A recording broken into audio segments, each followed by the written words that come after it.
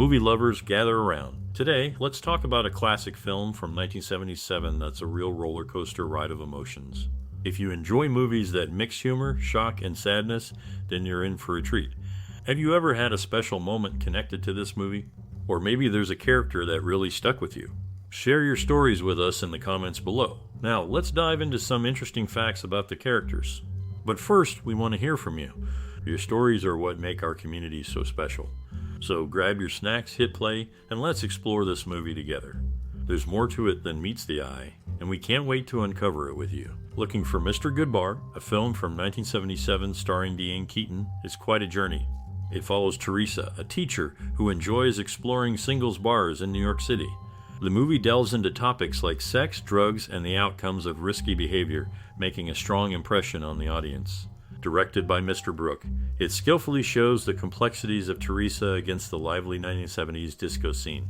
Some say the characters aren't entirely believable, but the film is like a time capsule of that era with standout performances, especially by Richard Gere. It reflects the attitudes of the time and makes us think about the thin line between freedom and danger. The final scenes are shot creatively, leaving a lasting impression and emphasizing the film's lasting importance.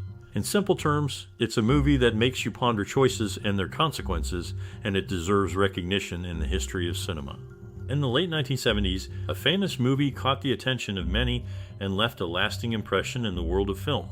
Directed by Richard Brooks, it featured Diane Keaton and Richard Gere in notable roles. Let's explore some interesting details about the people involved. Richard Gere, known for his varied dating history, was romantically linked with several well-known individuals.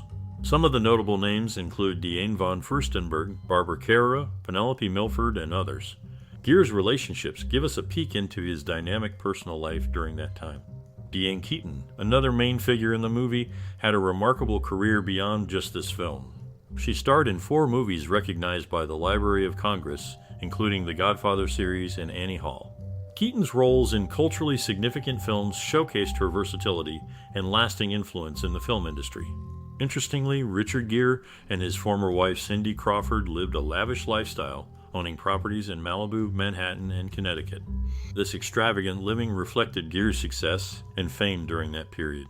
The stories of Richard Gere and Diane Keaton, both on and off screen during the late 1970s, provide a varied glimpse into the world of cinema and celebrity relationships. Their tales intertwine with the times, add depth to the history of Looking for Mr. Goodbar and the era it represents. LeVar Burton earned a star on the Sacramento Walk of Stars in 2016.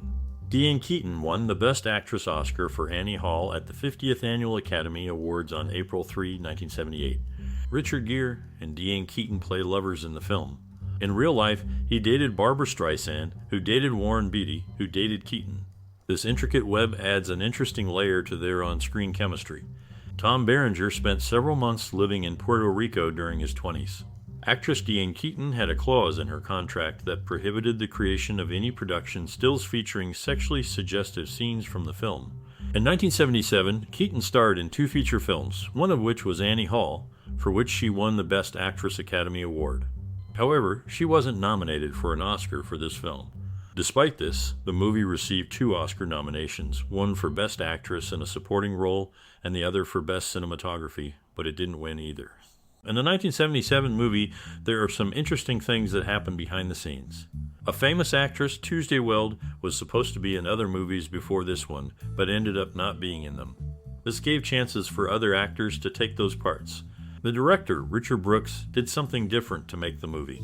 He talked to about 600 women who read the book the movie was based on. This helped him understand why the book was so popular and helped him make the movie better. Brian Dennehy, who played an important role in the movie, started his acting career in small theaters. He did plays in different places before he became a movie actor. These things like Weld's change of plans, Brooks' research, and Dennehy's start in theater all add to the story of the movie. They fit together like pieces of a puzzle, making the movie richer and more interesting without needing fancy words or long explanations. Amidst notable achievements and career highlights, individuals like Diane Keaton and LeVar Burton have made their mark. From high school to stardom, their journeys reflect dedication and admiration for their craft. Their paths intersect with significant influences shaping their careers. Looking for Mr. Goodbar serves as a cinematic piece capturing human experiences against the backdrop of societal changes. It's a narrative that delves into relationships and cultural shifts of its time. Diane Keaton's role in the film adds depth to her career, showcasing her ability to adapt to different characters. Meanwhile, LeVar Burton's journey and his admiration for Cicely Tyson bring a personal touch to the broader context of the movie. These individuals' achievements and influences set the stage for exploring human experiences and looking for Mr. Goodbar. Diane Keaton is one of 12 actresses who have won the Best Actress Oscar for a film that also won the Best Picture Oscar. Some others who achieved this feat include Claudette Colbert, Vivien Leigh, and Shirley MacLaine. Brian Denny, hailing from Chicago, performed in the Goodman Theater production of The Iceman Cometh in April 2012. Richard Kiley, a distinguished actor, won 2 Tony Awards for Best Actor in a Musical and was also nominated for his outstanding performances in various productions, including Man of La Mancha. These talented individuals have made significant contributions to the world of film and theater. Richard Gere, alongside his wife Carrie Lowell, owns the Bedford Post Inn in Bedford, NY. The inn features 8 rooms, 2 restaurants, a yoga studio, and a meditation center. Gere's film Mr. Jones spent 2 years on the shelf as distributors deliberated its fate. Diane Keaton turned down Warren Beatty's offer for A Part in Heaven can wait to tackle the challenging role in Looking for Mr. Goodbar. Later, she took on the role of Louise Bryant in Reds, originally offered to Julie Christie by Beatty.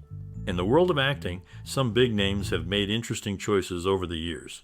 For example, Tom Berenger turned down a role in Miami Vice back in 1984. They were also considered for parts in The Thin Red Line in 1998 and The Prince of Tides in 1991. Brian Denby got noticed for his great acting in a play called The Iceman Cometh in 2012, and he got an award for it. These actors have done a lot in movies and plays, making a real mark on the entertainment world. In the film, Brian Denny showcased his talent, earning the 1980 Drama Log Award for Outstanding Performance in a play at the Mark Taper Forum Theater in Los Angeles, California. LeVar Burton, known for his narration skills, lent his voice to the Watsons' Go to Birmingham 1963 audiobook. Additionally, it marked Tuesday Weld's lone Oscar nomination for her performance. It's an interesting blend of talents and a memorable film. In the world of movies and TV, there are some interesting stories about famous people. For example, Brian Denny once joked on a talk show about people mixing him up with Charles Durning. And in a funny movie, the characters confused Brian Boitano with Brian Denny. Then there's Tuesday Weld, who was a talented actress but chose to live a quieter life. She turned down acting jobs for many years and now focuses on writing. Despite being away from the spotlight, she still gets offers to play mother roles because she looks young for her age. She lives in the Aspen area and enjoys spending time with her family. Another actor, Tom Berenger, had an unusual job before he became famous. He used to work as a flight attendant for Eastern Airlines. It's interesting to see how people from different backgrounds end up in the entertainment world. These stories show that everyone's journey to success is different, and it's neat to learn about the diverse experiences in the world of movies and TV.